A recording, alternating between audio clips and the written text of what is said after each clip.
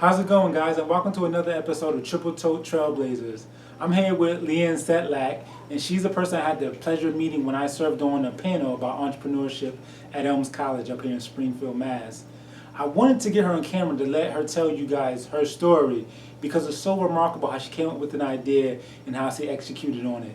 Leanne, thanks for being on my show today. Thanks, Antoine. How's it going? Now, for people who don't know, you're the owner of Skin Catering. Yes. In Skin Catering, you're a salon and a spa in Springfield, Mass, but you're not like any other spa. No. Tell them what you guys do. All right, so we're a spa that does our own skincare line, actually. So even our treatments that we make here in spa, we make everything custom from scratch. We've formulated all the recipes ourselves. Mm-hmm. We manufacture our skincare line ourselves, but everything is all natural. It's vegan certified, cruelty-free, gluten-free. We didn't mean for it to be, it just kind of turned out that way. So that's really kind of what makes us different, is we make it comfortable for first-time users to try products for the first time. Now, how did you get into the salon, the spa business from the start? How did you start out? Well, I've always really enjoyed caring for people. I really love education. My first career was as an early childhood educator. I moved into working in the medical field, and my job was to be an account manager for people who were doing eye surgery and paying for their eye surgery. So I kind of held their hand through that process, and I'd always been interested in massage therapy. I had a friend who did it, and I kind of always really, when I talk to people, I always touch them and say hi, and so I've always been that kind of touchy-feely, lovey kind of person. And when I was working with the medical in the medical field, I was really drawn to going to massage school, so I started part-time. And it's a good thing I did, because 3 months into it, I actually was laid off. It was 2010, so it was that whole time frame, and everybody was losing their jobs and houses and cars and things like that. And I was one of those people. Now, during that time, the entire country witnessed a dip. Yes. Right? Like, we heard about the Great Depression, Yeah. but this is the closest thing probably in our lifetime that we'll come to experiencing something like that. Yeah. And businesses were affected. You weren't in business yet, but you were affected by it because you got laid off. Yeah. What happened at that point?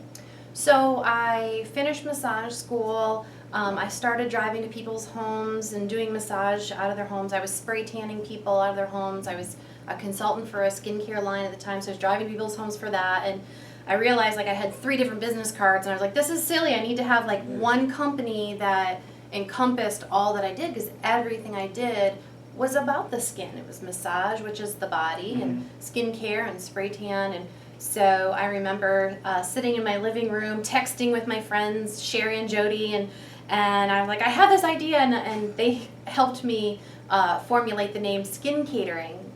So skin, because it has to do with skin, but then catering, because at the time I was only mobile. I would drive to people's houses for everything, but also play on words. We do cater to you. We cater to your spirit, and cater to your spirit is actually our company motto, and cater to your skin is actually one of our websites where we sell our skincare line. So now, this location here is at 1500 Main Street in Springfield, Massachusetts. But this wasn't your first location. Correct. Where did you start out at? What was your first location?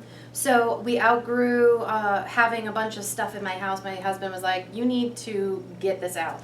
So we were on West Street in Chicopee. And 2 weeks after I signed my lease, there was a murder on the street, and construction shut down the bridge. 7 months later, there was a hostage situation. It was such a cute little area. It was an area that was all young professionals and students at Elms College, so it was very unexpected for that area. But it just saw that unfortunate change, and so when my lease was up, we couldn't quite afford something huge, or even what we needed, because we needed 2 rooms and a bathroom. And to find office space that has your own bathroom for your clients is very difficult to find, because usually it's a shared office space, or the bathroom is down the hall and whatnot. So I was fortunate enough to be able to rent space out of someone else's salon, but they were renting the room, so it afforded us a place to at least have a home base, because we were still doing a lot of mobile services. So we really just needed to kind of have a place for people who it wasn't conducive for us to go to their house. So that's where we were, and I continually looked for our own space, and so it was about 14 months later when I came to an event here at Tower Square. Actually, they do this thing called a Green Expo, and they have all these companies come in that are eco-friendly, all natural, just, you know, good for the environment. And so I had a table there, and I saw all the people who work downtown and how lovely they are and how wonderful receptive they were for us. And so I kind of toured, you know, scoped out some space, and I saw this was the space we're in now is one of two that we saw. And this was already had rooms built out, it had a kitchen in it, and it had a bathroom right off the back. It's a shared bathroom, but it's at least not open to the public. It's quiet, it's private, and it's right behind our space. And so I talked to the management, and they're really receptive to us coming in, because this building was also hit by that recession. Yes, all the businesses were closing, and so they were happy to have us try it out. And so we were month to month for a year to see if it would work, and it worked really well. So we signed a lease with them. That's great. Now let me ask you, there were times 14 months you were co-leasing space really out of somebody else's space to make it work. A lot of people who have, especially service businesses, they do that. They start out maybe a barber with a chair in their shop, and then they eventually open up their own shop. And you guys did a similar thing, is bootstrapping. How did you make it through those tough times? Like, what type of mind state did you have? Or were you ever worried, or? I think I just got off my Lanta like last week. No, I have the ulcers. It was pretty scary because I was on unemployment when I started this business, and then my unemployment ran out, and I had been looking for work, obviously, but I never could find anything. And when I finished massage school, by that point I had already built up a clientele, and I knew I wanted to open my own business. And my concept to start was mobile, so I didn't really think about overhead. But it was really hard to, you know, worry about, you know, making sure everybody was paid. There was times you're driving down the highway and you're crying so hard because you're so worried, like snot is dripping down your face. You're just like, and then the song by Ellie Goulding will come on, and it's Anything Can Happen, and I'm singing to myself to like bolster my spirits. Anything can happen. You know, Kim has a great story. My business partner has a great story about that. So it's terrifying and it's stressful, but it's very different from being an employee. That kind of stress, while you have, in a way, stability with a paycheck, you do have somebody kind of lording over you and has expectations, and they don't necessarily care if they like your ideas or not. That's right. They want you to do what they hired to do, and you don't have a lot of creative leeway. And I found that I work best as my own boss because I have that creative leeway to explore my ideas, and some work and some bomb completely, but it's my mistake to make, and it's pretty cool to be able to do that. Yeah, when you start a business, and I've, you know, going through ups and downs with getting my business started, so I definitely can relate to some things, but underneath you get this oomph. Yeah. You know what I mean? Like you get this, it's almost can't be put into words, it's this oomph. It's when somebody else will give up and back out and run away, you get this oomph that you want to do. You not right away. Not right away. You gotta go home and crawl under the covers and like rock yourself for a little bit. But yeah, you do. I think there's definitely that that point many times where we pivot a lot, and it'll be okay. Here's the turning point. I can cut my losses now, and I can go to work for somebody else or start something new, or I have to buck up and figure this out. So what do you want to do? And when you present that to yourself in that way, like, dude, you can stop right now. You can, and it's okay.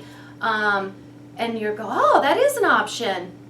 I don't really like that option. True. And so that's when you kind of like, okay, let me just step back, take a breather. Sometimes I'll even just the weekend, if it's been a week that's been very trying. And I mean, I'm pretty much at the point now where it's not close the doors. It's just like, okay, I'm going to forget about that for the weekend, let myself breathe, just go play. And but yeah, I think that every entrepreneur goes through that. Yes. But it's really okay to, and there's been entrepreneurs that I've talked to that are at that point, and I say to them, listen, it's okay. Maybe you're an intrapreneur where you go work for another company, but you help them build. So you get a little bit of stability. You don't, because some entrepreneurs, they don't want to be the boss. They just they just have this idea they want to flesh out, and they're okay with somebody kind of giving them guidance and telling them what to do. Like my office goddess Dory, she's our handler. She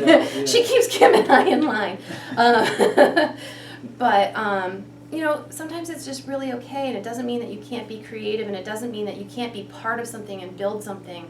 Because I need team members like that. I need people on board with a startup and being okay with that. They just don't want to do it themselves. And that's been great having Kim, my business partner, on board, because it does keep me from feeling alone and going through this stuff alone. She gives me she's a sounding board.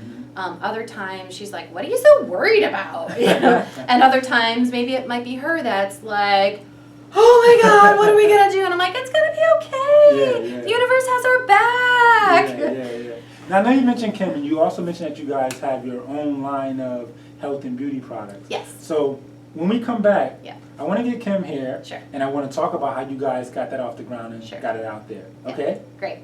Sounds good.